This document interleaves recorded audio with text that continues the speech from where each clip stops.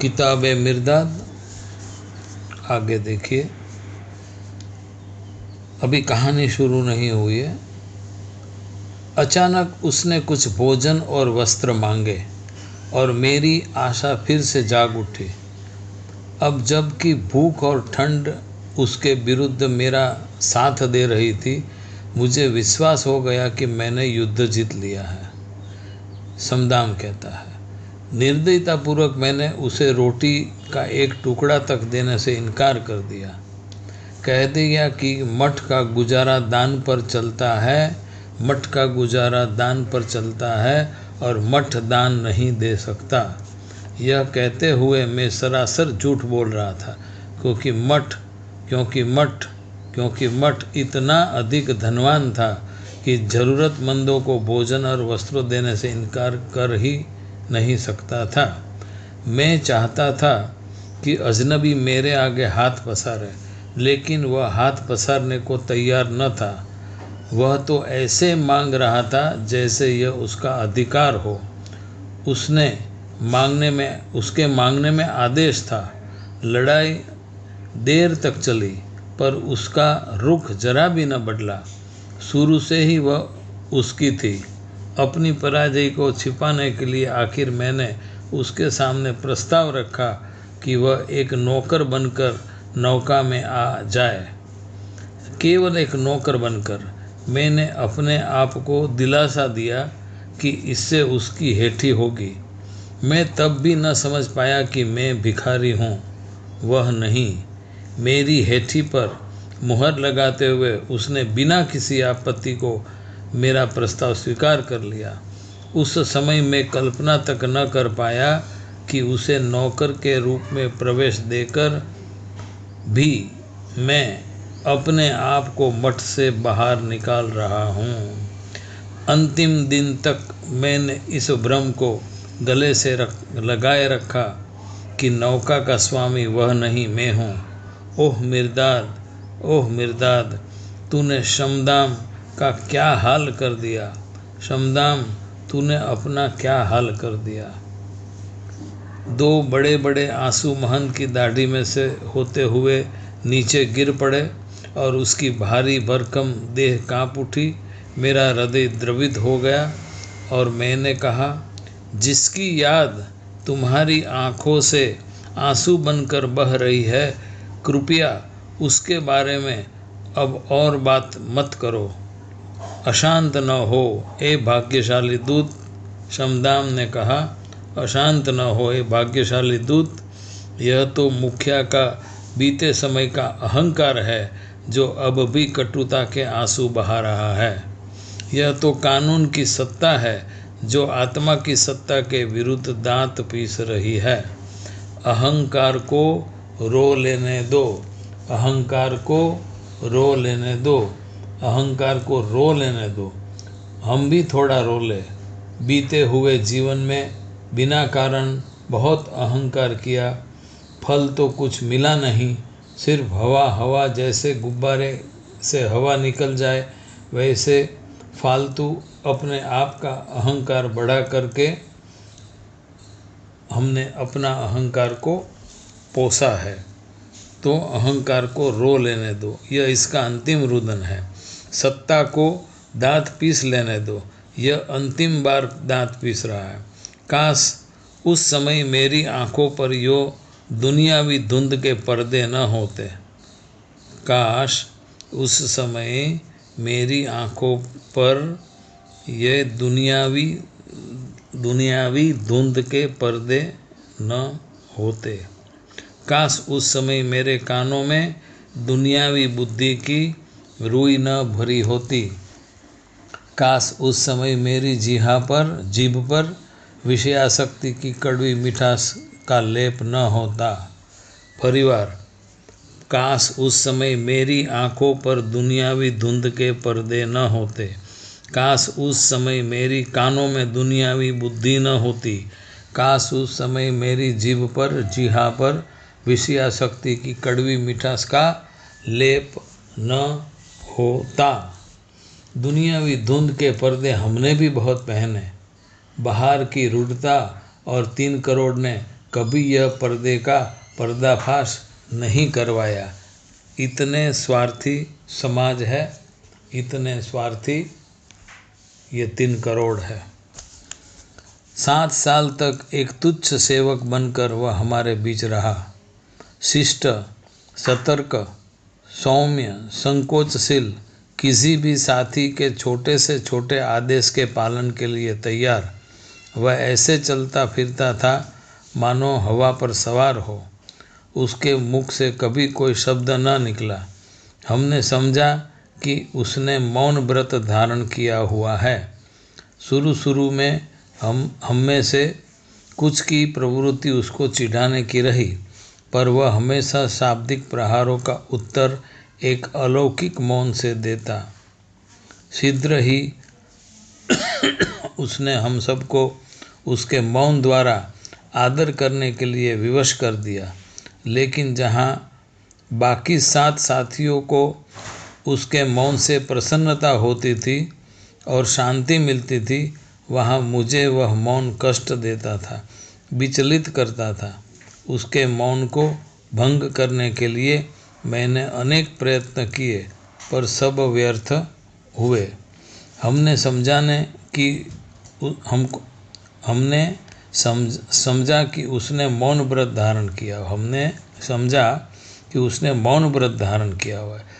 शुरू में हम में से कुछ की प्रवृत्ति उसको चिढ़ाने की रही, पर वह हमारे शाब्दिक प्रहारों का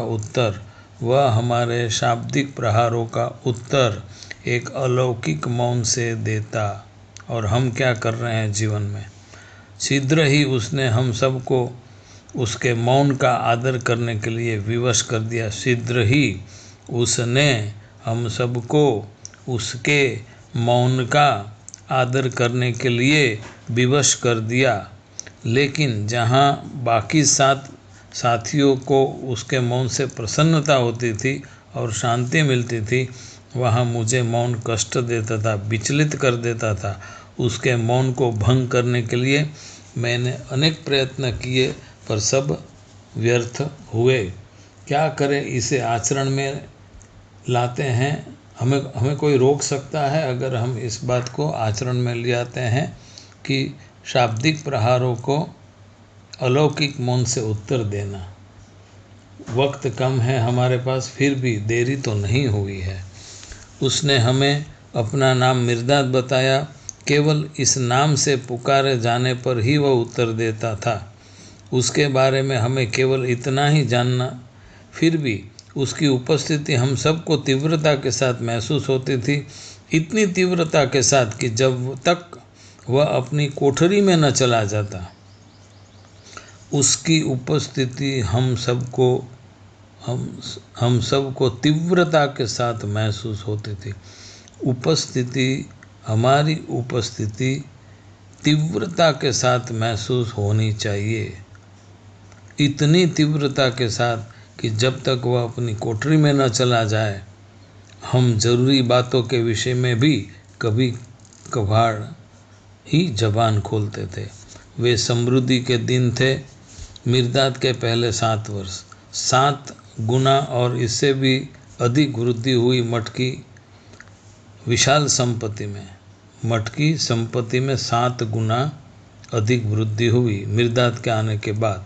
पहले 7 वर्षों में मेरा हृदय उसके प्रति नरम हो गया, और यह देखते हुए कि एक विधाता ने और किसी को हमारे पास नहीं भेजा है, मैंने उसे एक साथी के रूप में स्वीकार करने के बारे में बाकी साथियों के साथ गंभीरतापूर्वक मंत्रणा की। पर ठीक उसी समय वह घटना घटी जिसका किसी को अनुमान तक न था, जिसका अनुमान कोई लगा नहीं सकता था। कम से कम यह बेचारा शमदाम तो कभी नहीं। मिर्दाद ने अपने होठों पर लगा मौन का ताला तोड़ दिया। मिर्दाद ने अपने होठों पर लगा मौन का ताला तोड़ दिया, और उसके साथ ही खुल गए एक तूफान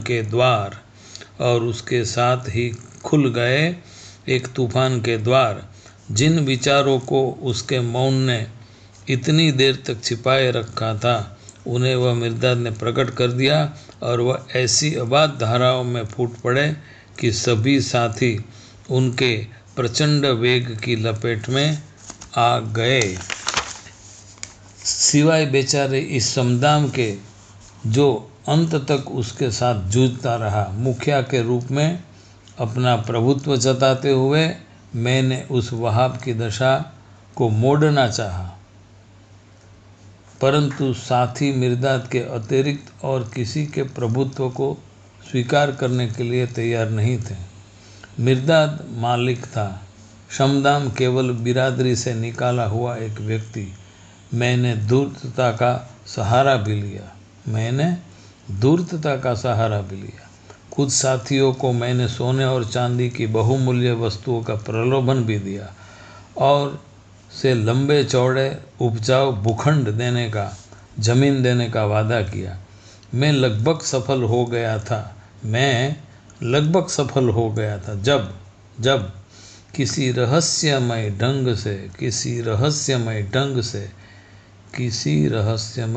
से मिर्दाद ने मेरे प्रयत्नों को जान लिया और उसने अनायास ही उन पर पानी फेर दिया। केवल कुछ शब्दों से ही। बहुत विचित्र और बहुत जटिल था वह सिद्धांत जिसे उसने प्रस्तुत किया। किताब में सब दिया हुआ है, उसके विषय में बोलने की मुझे आज्ञा नहीं है, किंतु मिर्दाद की वक्तृत्व शक्ति से बर्फ काली स्याही प्रतीत होने लगती थी और काली स्याही चीज बर्फ सी सफ़ेद। मिर्दाद की वक्तृत्व शक्ति ऐसी थी कि सफ़ेद बर्फ काला लगने लगे और काली स्याही सफ़ेद बर्फ जैसी लगने लगे। इतने पैने और शक्तिशाली थे उसके शब्द। उस शस्त्र का सामना मैं किस चीज़ से कर सकता था? किसी भी चीज़ से नहीं, सिवाय मठ की मुहर जो मेरे पास रही थी। मठ की मुहर एटले ऑथोरिटी, रबर स्टैम्प। मुंह से निकले हुए शब्दों का प्रभाव देखिए। ऐसे भारी मूल्यवान खास जरूरी शब्द निकलने चाहिए। मुंह से भारी मूल्यवान और ख़ास ज़रूरी शब्दों ही निकलने चाहिए। हमने तो जिंदगी भर न जाने कितने कोटि शब्द निकालकर इस पवित्र पृथ्वी की वायुमंडल को भ्रष्ट कर देने में बाकी नहीं रखा। वो हमें कब माफ़ करेगा? परंतु वह भी किसी काम की न रही, क्योंकि मिर्दाद के उत्तेजक उपदेशों से प्रभावित होकर साथ ही उस प्रत्येक दस्तावेज पर जिसका मेरी ओर से लिखा होना उन्हें उचित जान पड़ता था, हस्ताक्षर करने और मुहर लगाने के लिए मुझे बाध्य कर देते थे। थोड़ी थोड़ी करके सब जमीन जो श्रद्धालु ने सदियों के दौरान मठ को दान दे दी थी, उन्होंने जरूरी दस्तावेज तैयार करके दूसरे को दे दी। इसके बाद मिर्दाद ने साथियों को उपहारों से लाद कर उन उपहारों को आसपास के सभी गांवों में गरीबों और ज़रूरतमंदों में बांटने के लिए बाहर भेजना शुरू कर दिया। फिर अंतिम नौका का दिवस पर, नौका एटले आश्रम, अंतिम आश्रम का दिवस जो आश्रम के 2 वार्षिक उत्सव में से एक था, दूसरा था अंगूर बेल का दिवस। मिर्दाद ने अपने उन्मादपूर्ण कार्यों का अंत अपने साथियों को यह आदेश देकर किया कि मठ की आश्रम का सारा सामान निकालकर बाहर इकट्ठे हुए लोगों में बांट दिया जाए। हमारे जो यूट्यूब वाले और जो भारत के कई आश्रम हैं, कई यूट्यूब वाले गुरु हैं, सब ये संस्थाएं हैं, हजारों एकड़ ज़मीन लेके बैठे हैं, इनमें इतनी मॉरल ताकत है? नहीं है। अब आप ही समझिए अगर आप उससे जुड़े हुए हैं तो। यह सब कुछ मैंने अपनी पापी आँखों से देखा और अपने हृदय में अंकित कर लिया कि जो मिर्दाद के प्रति द्रोणा से फटने ही वाला था, यदि द्रोणा अकेली ही किसी का वध करने के समर्थ होती, यदि द्रोणा अकेली ही किसी का वध करने के लिए समर्थ थी, तो जो द्रोणा उस समय मेरी छाती में उफन रही थी।